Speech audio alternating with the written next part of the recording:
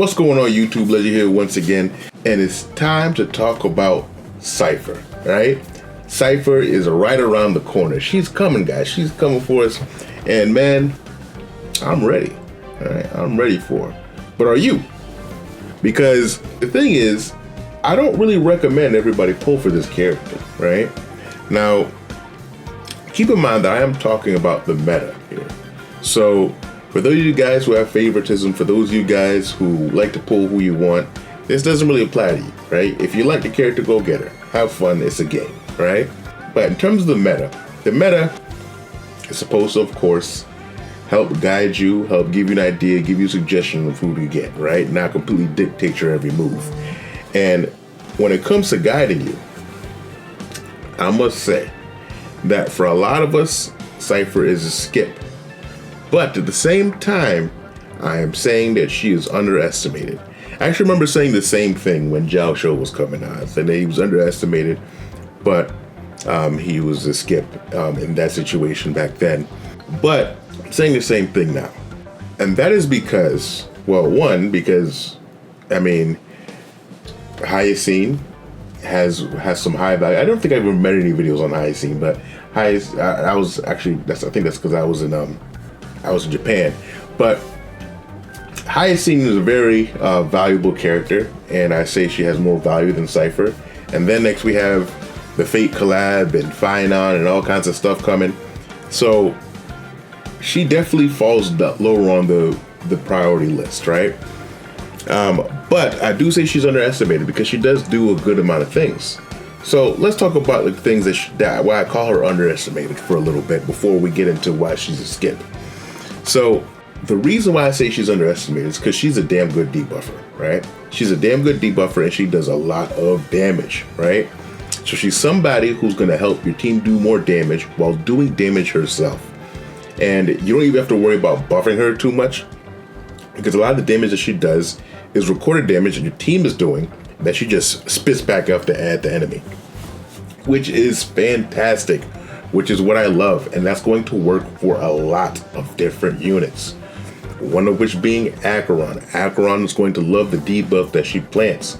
So let's say if you're somebody that has Zhao Shou, guess what? Now you have another limited unit that you can put on the team that's going to be better than Pella. I mean, unless you have Silver Wolf, but you know, for those guys who have Silver Wolf, just hold on tight for a little bit. I'm not going to explain now, but I'll explain later, maybe in another video, right? But otherwise, she is going to be an upgrade for Pella when it comes to Acheron teams. So if you're thinking about that, she's not really an upgrade from Zhao Shou. I'm not going to say that unless you have her light cone, but you know, that's a whole nother discussion of if you want to get her light cone and such. But that's going to start to leak into more of why she's a bit of a skip. But she plants a lot of debuffs, right? And also depending on what kind of light cone you give her, so that's also going to help out too, because she does follow-up attacks. She's always has a vulnerability debuff on the enemy for 40%, which is a good amount of debuff right there. Whatever light cone you give her, she's planting whatever debuff she might have there, whether it's Pearls of Sweat or her signature light cone. So she's going to be able to do a lot about that, and Acheron's going to love that. And also too, the fact that she's doing her own damage. I like that a lot with Acheron, because typically on Acheron team, she's the only one doing damage. So you always have to wait until Acheron has her burst up before you start dealing damage. So like if like an enemy doesn't have that much life, then you gotta wait.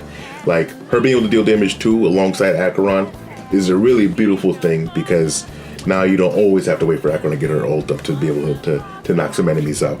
So I love that, and which is why I kind of, when you have her light cone, I kind of like her more than Zhao Shou. I'm going to be honest, but that's if you have her light cone.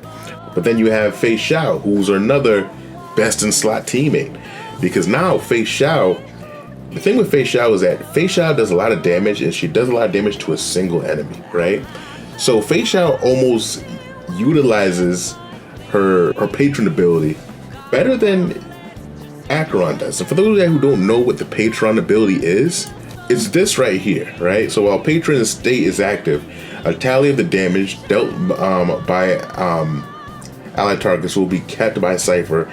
Cipher's ultimate will deal true damage on this based on this tally.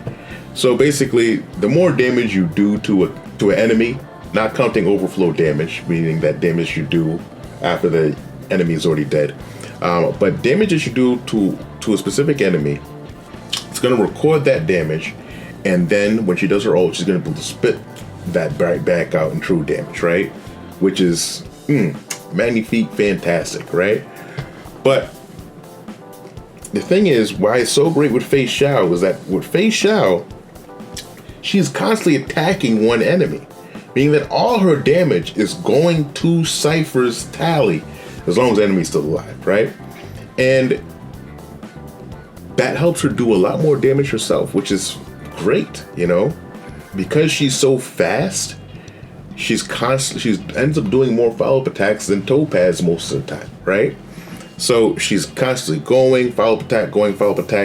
Her debuffs are to everybody.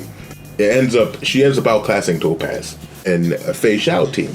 So I do think that Cipher kind of brings Fei Xiao and Acheron back up to a little bit higher level to kind of keep up with some of the 3.0 DPSs, which is what I love, right? And that's why I'm getting her on my team, on my account, besides me just liking her. I'm not skipping her. And mainly it's because of favoritism, but also because, you know, she's going to be useful. And she might be useful to future units too. Like, I don't know, maybe if another hunt unit came and did a large amount of damage to specific enemies, that'd be great, because, you know, then she can do her damage and, you know, call it a day, you know. But, you know, maybe she can go with that, you know, maybe someone with that, you know, I'm the bolt of my sword. But because she has such a general debuff too, she can fit on a lot of other teams, even though she's not the best in slot. Like, let's say Castrus, for example, let's say Herda, for example, let's say anybody. Dr. Ratio, I think she might be best in slot for Dr. Ratio. So Dr. Ratio might be another one. So she works with a lot of characters, and she can be somebody that you have on your account that just is a general flex slot when you're missing a piece of the puzzle on one of your other teams too. Even if you're not using her in the best of slot teams like Acheron or Fei Xiao, she does have a lot of value. But I've been hyping her up, so why do I say she's a skip? Well, I kind of touched on it a little bit earlier, is the fact that she really wants her light cone. In my opinion, I think her light cone adds a lot of value, because the main thing I want to use her for is Acheron teams, right? Because I want my Acheron to be performing on par with everybody else. I do not have Zhao Shou. I only have his Pella. And Pella just not cutting it anymore, you know? And I want to bring her up to stuff.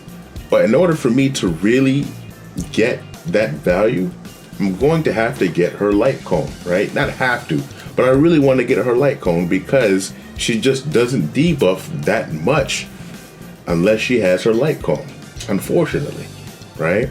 So I do want to put in a little side note here that there is a chance that she could get a light cone in the near future that will debuff similar to her light cone, just not as strong as a debuff. So that can counteract what I'm talking about right now, but who knows what the future may hold. I don't necessarily like that, but it is what it is, you know. Also, a unit that is best in slot for older units and not newer units isn't always the best idea either, because we have Saber coming, we have Finon coming, you know. We might be getting Archer for free, and she might work good with Archer, who knows, but it might be better to invest in units that are coming that are going to be, because like we're not only getting the new units like the patch, we're also getting the old units from before buffed up again, and those characters aren't looking for Cipher either, right? Those characters might be looking for Hyacinth, you know, or other future characters that might be coming, you know.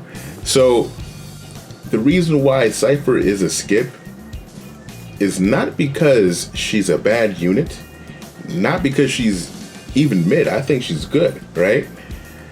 But it's because she's just outclassed. She's good, but the other units she's surrounded by are great. And it is what it is. In a game where you kind of want to slow down the power creep, you're going to have situations like this where you're going to have a unit that's good, but you're just going to have other units that are before and after that are just a little bit better, you know? So I think that's I mean, it's not many reasons as why she's a skip, but it's a big enough reason for it to be, you know? She's just stuck between a rock and a hard place, and, you know, maybe in the future when more units come out where she's best in slot 4, then maybe, you know, you might want to pick her up. But that's something to think about on a rerun, not right now, you know? So for you guys, I am advising you to save up your Jades for the good old Fate collab and find on. Yeah, you know, unless you just really want the cat girl, like me. I'm getting her. I got my guarantee, so it is what it is. But yeah, I did want to just issue this warning out to you guys and let you guys know, for those of you guys who are thinking, who are on the fence, who really want to make the meta pick, that Cipher has her uses. Cipher has her best in slot teams. Cipher is a good unit, but I just don't think she's good enough to stand up to Saber and Finon and such, right?